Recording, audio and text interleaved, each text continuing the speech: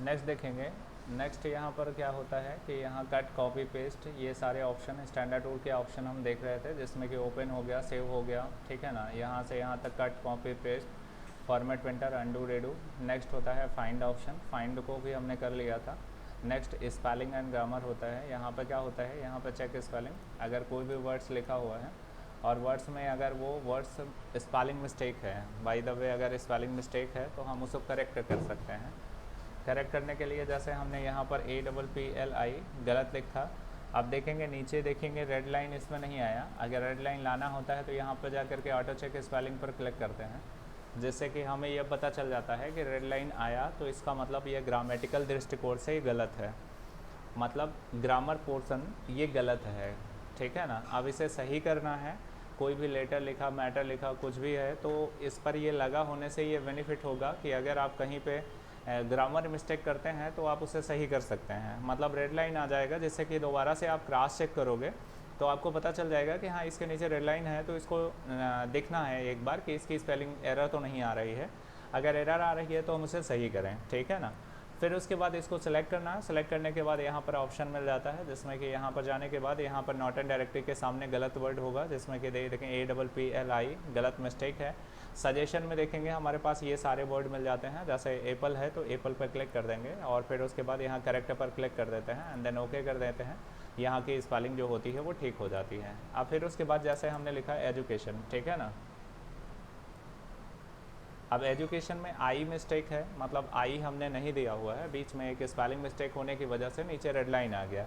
अगर हम इसे करेक्ट करवाना चाहते हैं तो यहाँ पे जाइए और यहाँ से हम देखेंगे करेक्ट मिल जाएगा, ठीक है ना। तो यहाँ पर एजुकेशन पर क्लिक करेंगे एंड देन करेक्ट कर लेंगे।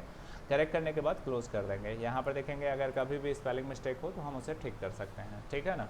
स्पेलिंग मिस्टेक इसके एरर के लिए हम इसे जानते हैं, ठीक है ना। फिर उसके बाद यहाँ पर देखेंगे ये होता है टॉगल फॉर्मेटिंग मार्क्स। ये एग्ज़ाम में इसका शॉर्टकट की पूछा जाता है। इसका शॉर्टकट की जो होता है वो होता है Ctrl+F10 होता है, ठीक है ना। तो यहाँ पर देखेंगे ये लिखा हुआ है Ctrl+F10। अब ये होता क्या है, ये होता है कि जैसे अगर हम पूरा पैराग्राफ यहाँ पर मैटर लिखे हुए हों, अगर हम देखना चाहते हैं कहाँ कहाँ हमने स्पेस कितना यूज़ किया है और कहाँ से हमने पैराग्राफ चेंज किया है, तो वहाँ पर सब जगह इसका नोटिफिकेशन बन जाएगा, मतलब सब जगह आइकॉन बन जाएगा। जैसे यहाँ पर देखेंगे पैराग्राफ यहाँ पर फिनिश हुआ एंड देन पैराग्राफ यहाँ से ये फिनिश होगा, ये लाइन ये यहाँ से फिनिश हुआ।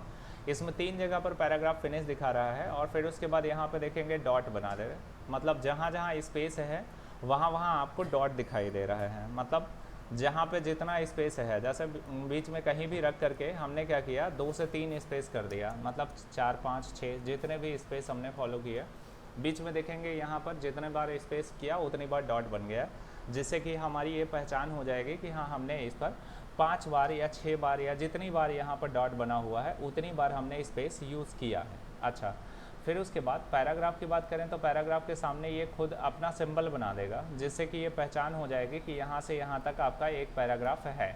यानी कि यहाँ से अगर शुरू किया जाए तो यहाँ से यहाँ तक एक पैराग्राफ है। बीच में अगर पैराग्राफ तोड़ना होता है तो एंटर बटन से पैराग्राफ टूट जाता है, जिससे कि हम एंटर कर देते हैं। तो एंटर करेंगे तो देखेंगे हमने क्या किया, यहाँ पे कर्सर रख करके एंटर प्रेस किया तो यहाँ भी हमारे पास सामने ये ऑप्शन बन गया।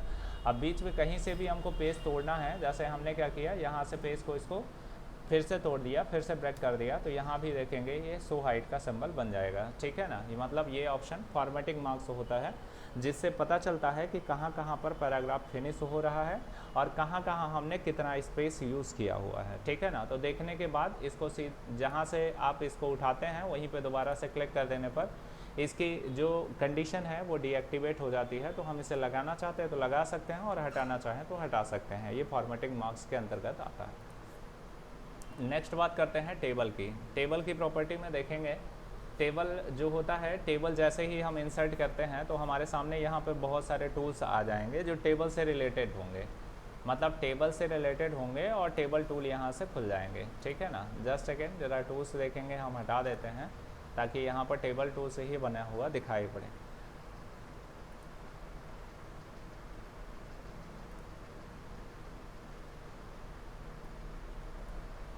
अब देखेंगे मैटर है, मैटर लिखते वक्त आपको बीच में टेबल क्रिएट करना पड़ सकता है। टेबल का मतलब होता है रो और कॉलम बनाना।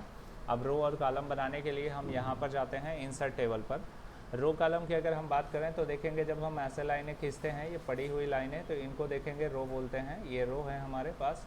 और अगर ऐसे लाइनें खींचते हैं तो ये हमारा कॉलम कहलाएगा। क्या कहलाएगा? कॉलम कहलाएगा। तो ये रो हो गया और ये कॉलम हो गया। अगर इन दोनों को मिला दिया जाए तो जैसे यहाँ पर देखेंगे हमने रो बना दिया और यहाँ पर हमने कॉलम बना दिया। अब रो और कॉलम को बना दिया तो ये हमारा टेबल कहलाएगा। क्या कहलाएगा? टेबल कहलाएगा। और अगर पार्टिकुलर किसी बॉक्स की बात करेंगे तो ये सेल कहलाएगा। क्या कहलाएगा? सेल कहलाएगा। तो यहाँ पर देखेंगे कोई बुक है, मैगज़ीन है, उसमें बीच में आपको टेबल बनाने की ज़रूरत पड़ गई, जैसे टेबल बनाने की आवश्यकता पड़ गई, तो फिर क्या करते हैं, यहाँ पर हम टेबल का प्रयोग करते हैं, टेबल बनाते हैं और टेबल से रिलेटेड इन्फॉर्मेशन कलेक्ट कर लेते हैं। टेबल यहाँ पर जाएंगे, यहाँ पर आपसे पूछा जाएगा कि कितने बाई कितने का टेबल चाहिए। जैसे यहाँ पर देखेंगे 3x3 4x3, यहाँ पर देखेंगे ओके कर दिया। जैसे ही ओके करेंगे तो आपके सामने ये टेबल क्रिएट हो गया। अब टेबल क्रिएट हो जाता है तो जैसे ही टेबल क्रिएट होता है तो यहाँ पर देखेंगे हमारे सामने यह ऑप्शन बन जाता है, ये ऑप्शन आ जाता है। ये ऑप्शन ये पूरा टेबल एंड बॉर्डर से रिलेटेड होता है, जिसमें क्या करना है, टेबल की पूरी एक्टिविटी को पूरा हमें कंप्लीट करना है। टेबल के से रिलेटेड जितनी भी इंफॉर्मेशन है वो सभी इंफॉर्मेशन हमको इसके अंतर्गत कवर करना है। अब टेबल में जैसे हमने क्या किया, यहाँ पर जा कर के कुछ डेटा भर लिए। जैसे इसमें देखेंगे हमने लिख दिया नेम, यहाँ पर हमने लिख दिया फादर नेम, और फिर उसके बाद यहाँ पर मदर नेम, और यहाँ पर एड्रेस, और फिर उसके बाद नेम में देखेंगे यहाँ पर वाशु, और फादर नेम मिस्टर राकेश या राजेश, माता, ठीक है ना, माता, एड्रेस जलवा। अब देखेंगे यहाँ पर आते हैं और फिर उसके बाद अगला नेम यहाँ पर टाइप कर देते हैं। जैसे यहाँ पर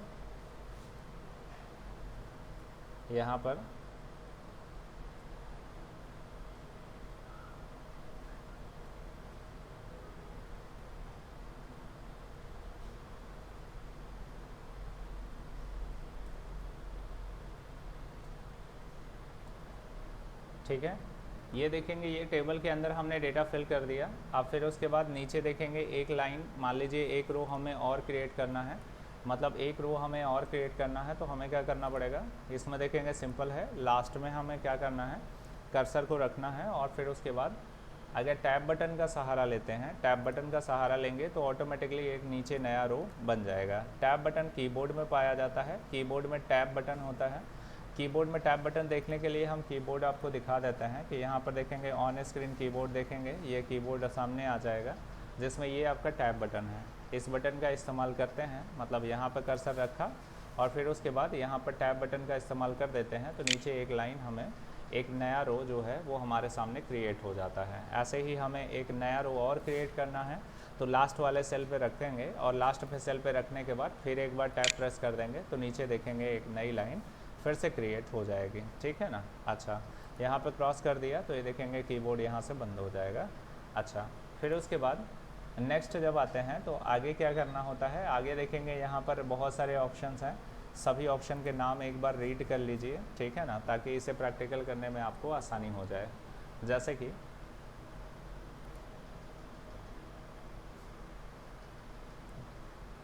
जैसे कि देखेंगे हमारे पास ये टेबल क्रिएट है और टेबल क्रिएट है तो यहाँ पर इंसर्ट रो एबव है और इंसर्ट बिलो है, ये सारे ऑप्शन को देखने चलेंगे, ठीक है ना।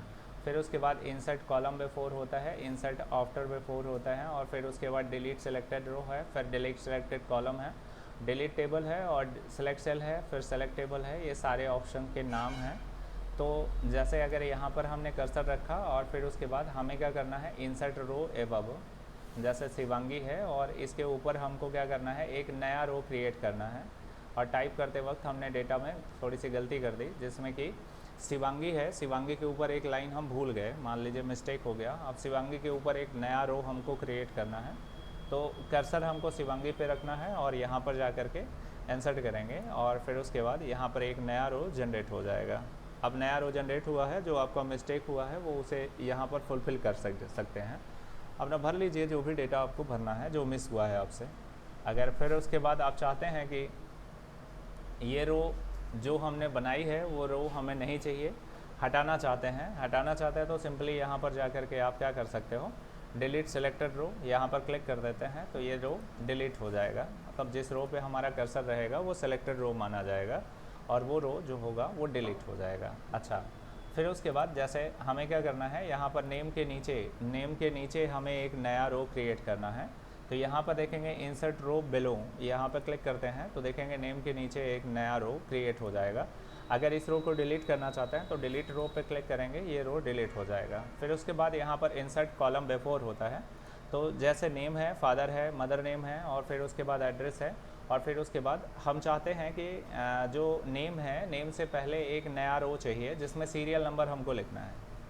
तो हम क्या करेंगे, यहाँ पर रखेंगे और यहाँ पर देखेंगे इंसर्ट कॉलम बिफोर, यहाँ पर क्लिक करेंगे तो देखेंगे हमारे सामने नेम से पहले एक कॉलम जनरेट हो जाएगा। मतलब एक कॉलम हमारे सामने जनरेट हो चुका है। अब अगर इसकी आवश्यकता है तो इसमें सीरियल नंबर लिखना है तो हम क्या करेंगे, इसमें सीरियल नंबर लिख सकते हैं।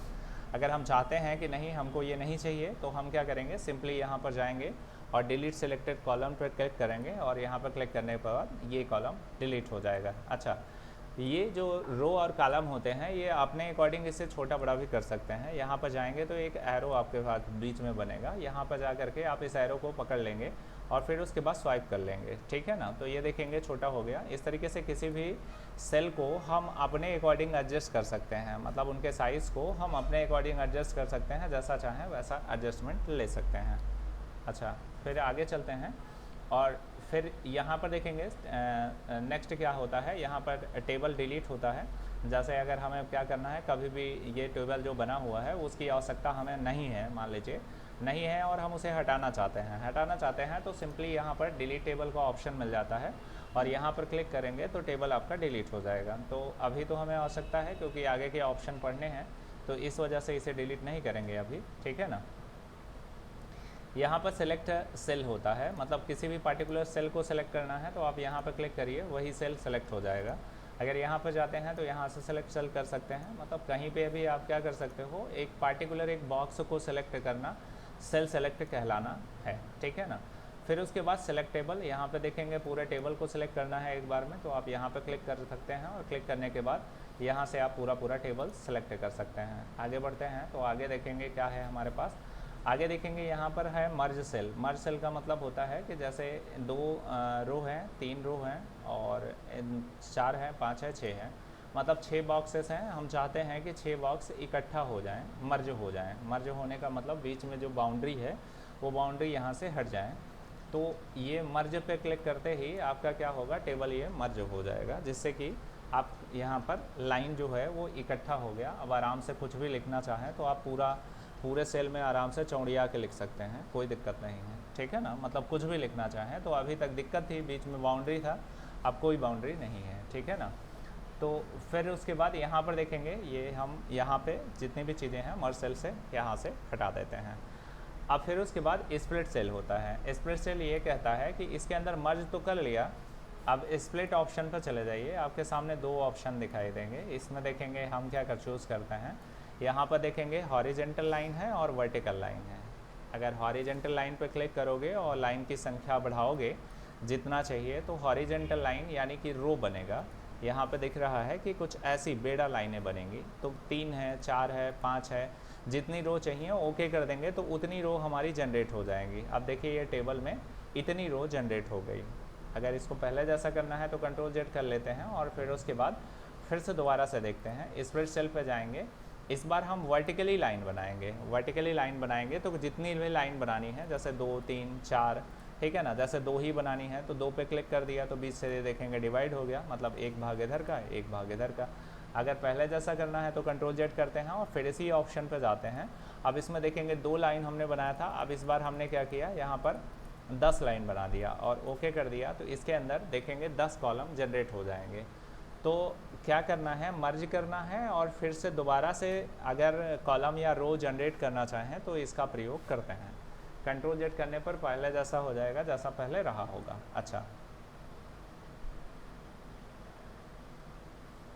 फिर आगे बढ़ते हैं।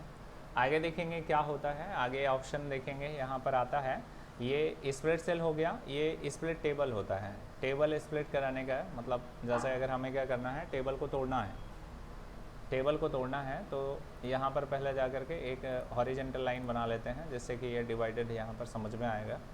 अब जैसे यहाँ पर हमारे पास है वासु और शिवांगी, अगर हम चाहते हैं कि ये टेबल को बीच से क्रॉस कर दें, बीच से टूट जाए, दो भागों में डिवाइड हो जाए, आधा एक नाम अलग चला जाए और एक दूसरा अलग हो जाए, तो यहाँ पर हम कर्सर को रखेंगे और यहाँ पर स्प्लिट टेबल पर क्लिक करेंगे। जब स्प्लिट टेबल पर क्लिक करते हैं तो हमारे सामने ये 4 ऑप्शन आते हैं, जिसमें कॉपी हेडिंग आता है, कस्टम हेडिंग और नो हेडिंग आता है। अगर हेडिंग को कॉपी करना है, हेडिंग का मतलब name, father name, mother name और एड्रेस, अगर इसको कॉपी करना है तो ओके करेंगे। आप देखेंगे वासु और शिवांगी अलग अलग टेबल में कन्वर्ट हो जाएंगे। ओके करेंगे तो देखेंगे हेडिंग आपका कॉपी हो गया और यहाँ से टेबल टूट जा चुका है, ऊपर का सेक्शन अलग हो चुका, नीचे का सेक्शन अलग है। लेकिन नीचे वाले में क्या है कि हमारे साथ हेडिंग इसके साथ भी बनी हुई है, इसके साथ भी बनी हुई है। अब कंट्रोल जेड करेंगे तो पहले जैसा हो जाएगा, जैसा पहले डेटा रहा होगा वैसा हो जाएगा।